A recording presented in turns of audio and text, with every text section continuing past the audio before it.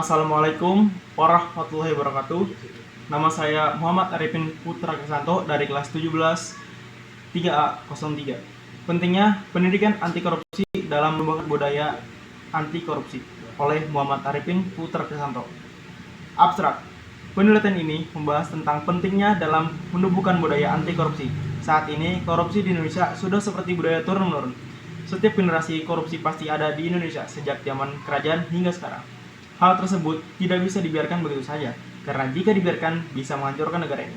Dalam memberantas korupsi, tentu semua lapisan masyarakat harus ikut andil. Upaya pemberantasan korupsi merupakan tanggung jawab bersama, bukan hanya pemerintah saja. Oleh karena itu, dalam memberantas korupsi tentu harus melibatkan seluruh stakeholders yang terkait, yaitu pemerintah, swasta, dan masyarakat.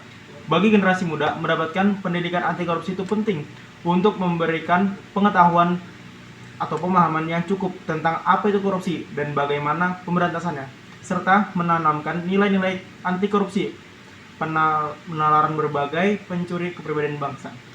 Pendahuluan. Saat ini korupsi di Indonesia sangat marak terjadi. Tidak hanya korupsi, tapi juga kolusi dan pungli juga marak terjadi.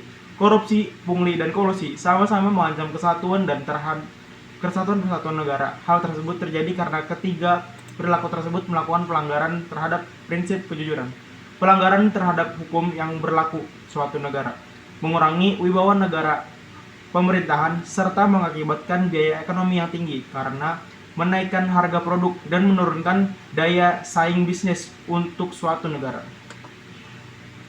Upaya sadar dan terencana untuk mewujudkan lingkungan belajar dan proses pembelajaran agar peserta didik secara aktif bisa mengembangkan potensi diri untuk memiliki kekuatan spiritual, keagamaan, pengendalian diri, kepribadian, kecerdasan, akhlak mulia, serta keterampilan yang diperlukan dirinya dan masyarakat adalah hal yang dimaksud dengan mengidentifikasikan sebagai pendidikan dalam arti luas, agar manusia menjadi pribadi yang sempurna, jasmani dan rohani. Maka pendidikan adalah suatu proses pembelajaran yang dapat menyempurnai lahir dan batin. Kemudian metode penelitian.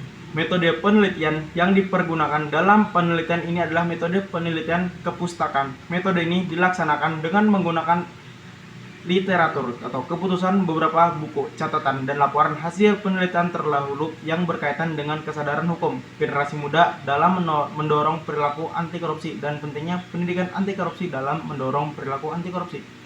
Hasil dan pembahasan korupsi di Indonesia telah menjadi masalah besar bagi bangsa Indonesia.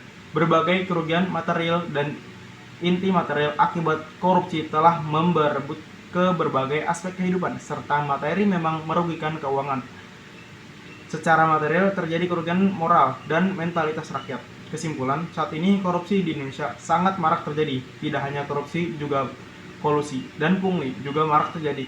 Korupsi dan pungli dan kolusi sama-sama mengancam kesatuan dan persatuan negara. Hal tersebut terjadi karena ketika perilaku tersebut melakukan pelanggaran terhadap prinsip kejujuran, mengurangi wibawa kenegaraan dan pemerintah, serta menjadikan biaya ekonomi tinggi. Saran, berdasarkan penjelasan mengenai pengertian korupsi, bagaimana korupsi di Indonesia, dampak korupsi, dan pentingnya pendidikan anti korupsi untuk mencegah korupsi, maka dapat memunculkan saran, yaitu perlunya kerjasama antar pemerintah. Kini tugas kita adalah melanjutkan perjuangan itu. Jangan biarkan suara dari jajaran meredup. Mari kita suarakan bersama. Hapuskan korupsi, tegakkan keadilan demi Indonesia yang lebih baik. Terima kasih. Sekian dari saya. Wabillahi taufiq wal hidayah. Wassalamualaikum warahmatullahi wabarakatuh.